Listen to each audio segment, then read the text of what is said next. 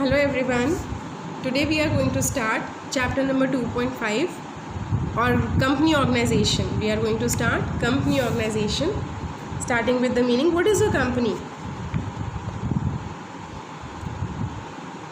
There are two laws related to this in the parliament. In the year 1956, one act was passed, that was Companies Act 1956. Earlier, the companies were established according to this act.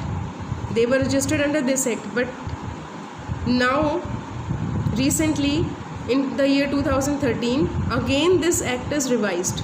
All the shortcomings of this act is removed now. Now, the companies are registered under the Act 2013. Companies Act 2013.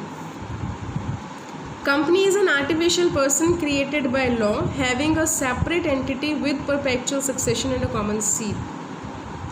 Company is an artificial person which is created by law.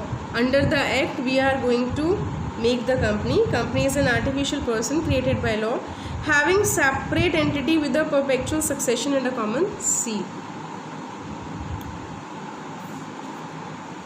And in short we can say that the group of people which is incorporated or registered under the Companies Act 2013 or 56, whose creation is due to special purpose, the liability of the member is generally limited, and they are having separate entity and a common seal is called a company. All are the features of company are described in the definition. So have a look on the essential features of the company. What are the main features of the company? First, incorporated association of persons. Incorporated means registered group of persons. A company is a registered group of persons under the Companies Act 1956 or 2013. There are two types of companies, private and public. Minimum 2 members are required for private company and minimum 7 members are required for public company. So company is a association which is registered under the Companies Act 2013. Second, it is an artificial person created by law. A company is an artificial person created by law. A company is called artificial person because it is having all the rights and responsibilities and liabilities as a human being, but it is not having any physical body, but it's enjoying all the rights and responsibilities of a human being, but without having soul and body. It is called artificial legal person created by law. Separate legal entity.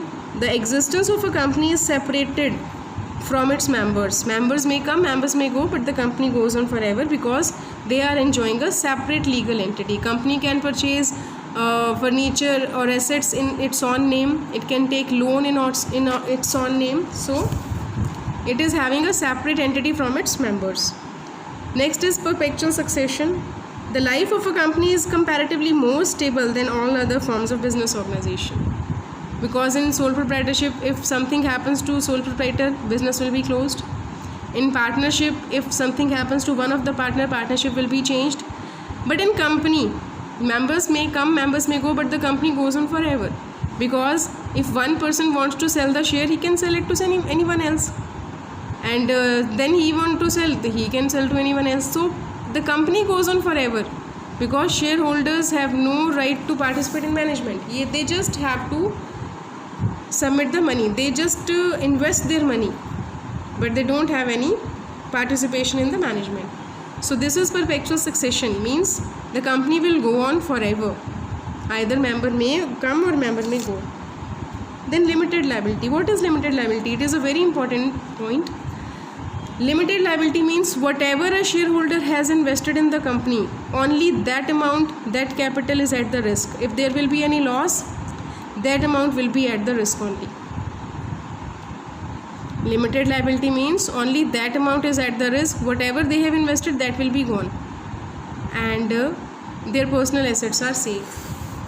Unlike the sole proprietorship and partnership, they were having unlimited liabilities. Their personal assets were also at the risk. So, common seal. Now you came to know that company is a legal person. How a artificial person will put signature? Not possible. Company will have a stamp common seal, and it will be with the secretary of the company. On any document, if a company want to purchase any asset and he want to put a signature on it, common seal will be used as the signature of the company, and along with that seal, the signature of 2 directors are required as the witness. Otherwise anybody can steal the seal and can have signature of the company on any of the paper. But for making it real, 2 signatories means 2 directors have to sign on it. Transferability of shares. If you have purchased shares from company, you can sell it to someone else, and if he want to sell, he can sell to sign it to someone else. Means shares are transferable. Your money will not be blocked. Whenever you want to sell your shares, you can easily sell. Separation of ownership and management. Owners are the shareholders and management are the board of directors, so they are free to work as per their own will.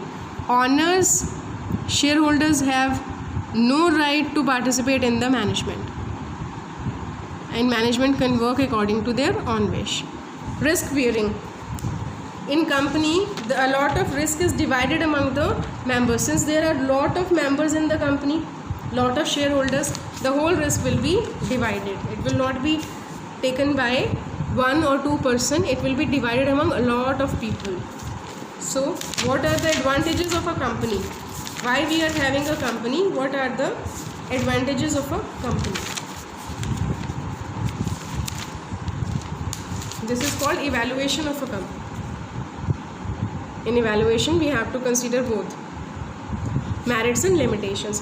What are the merits of a company? Company is having limited liability. Means whatever you have invested, only that is at the risk. Your personal assets are safe. This is a very important merit. Share transfer facility. Whenever you want to take money back from the company, you can't take from the company. You can sell its share to anyone. Continuity. Members may come, members may go, but the company goes on forever. It will never be at the closure, except in case of heavy losses. Scope for growth and expansion. Since they are having a lot of money, they can issue shares to general public whenever they need money, and they are having expert people as the managers, so they are enjoying good scope for growth and expansion. Efficient management means they are employing the experts. They are employing experts and they are paying heavy salary to the managers. Then they are having efficient management. Only company organization is having efficient management.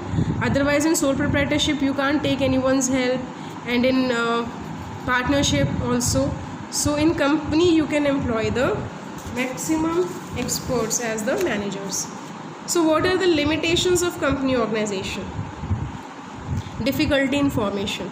You have to fill a lot of paperwork. At least 6 months it will take. You have to make a memorandum of association, article of association, prospectus. A lot of formalities you have to do before starting the company. It is a very lengthy and costly process. Lack of secrecy. The accounts of companies are published everywhere. Whenever there is a public company, if you are taking money from public, you have to show your accounts. Quarterly accounts. After every 3 months, the accounts will be shown to general public. Then lack of motivation. Since management is done by board of directors and all the profit will not go to their pockets, so they don't feel motivated. Whenever they will get a chance of getting higher profit, only a person is feeling motivated when the whole profit goes into his pocket. Since the profit is divided among the shareholders and other members, so motivation is not there. Direct motivation is not there. Excessive government control. Since company involves a lot of public money and public things, so government always interfere in it. Government always wants to know their results, their accounts always want to check, and everything the government wants to check for the company. Then delay in decisions. Quick decisions can be taken in sole proprietorship and partnership because they don't need to consult anyone. But regarding company, they have to call a general meeting. So there will be delay in decisions. In case of any emergency, they will not be able to take decisions quickly. Now next is oligarchic management. From the legal point of view, the company organization is based on democratic system. But this is just an eyewash. There is no democracy. The board of directors are the maximum shareholders in reality. They control everything. Conflict among investors. There are a lot of investors and everybody is having different interest. There is a regular situation of conflict because of clashing of interest among the shareholders or investors. So, if you want to open a small business, you are advised to open a sole proprietorship. And if you want to do the medium size business, you should open a partnership. But if you want to do large scale business, you should have a company. In conclusion, you should write that for small business, sole proprietorship is enough. For medium size business, partnership is enough. And for large scale business, company is enough. Thank you.